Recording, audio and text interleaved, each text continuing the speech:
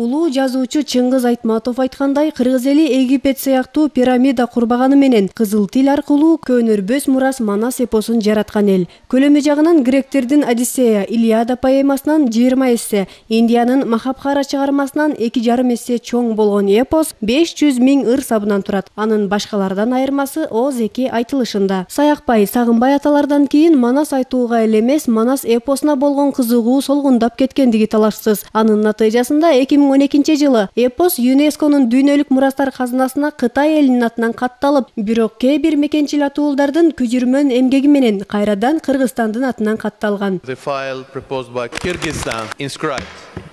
Congratulations. Алардын арасында кичинекей каарманыбыз Үмөт да бар. Башкача айтканда, Бакуда болуп өткөн отурумда ошол кездеги 4 жашар Үмөт өзүнүн таланттуу бал тили менен берилип Манас айтып, көпчүлүктү таң калтырган. Балегетти көрөсүн, кишемин, дебеймин, талканат, дебеймин, асган, саламын, алымтал, аламын, тоңадын, саламын, тоңдужа, аламын, арбагыр жоңогун, айтагытай жытына, адаш, буңагыр, адыдыбайдым салганын, атаан угуп бакурун, айран азыр алганы, аталасы сенде бар, акылдашып көрөйүн, ага туга менде бар, эл юрдум, мен барып, акылдаш көрөйүн.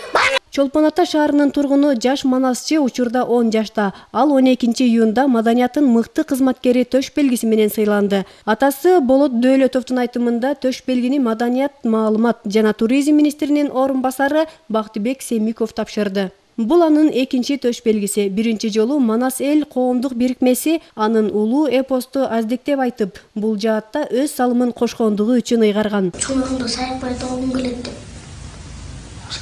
Депутаттың кереги жок, Саякбай деле алгым келет.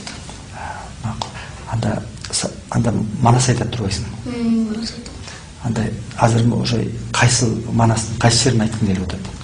Силер өзүңүз чоңдосуңуздар эле айтып берем. Үмөт учурда комузда кол ойнотууга да кызыгып, күүлөрдү черткенди үйрөнүп жаткандыгын атасы Болот Дөөлөтов массалык маалымат каражаттарына билдирген. Каарманыбыздын Манас айтып калуусуна атасынын орду чоң. Болот Дөөлөтов да жаш кезинен Манас айтууга өзгөчө кызыккан адамдардан болгон.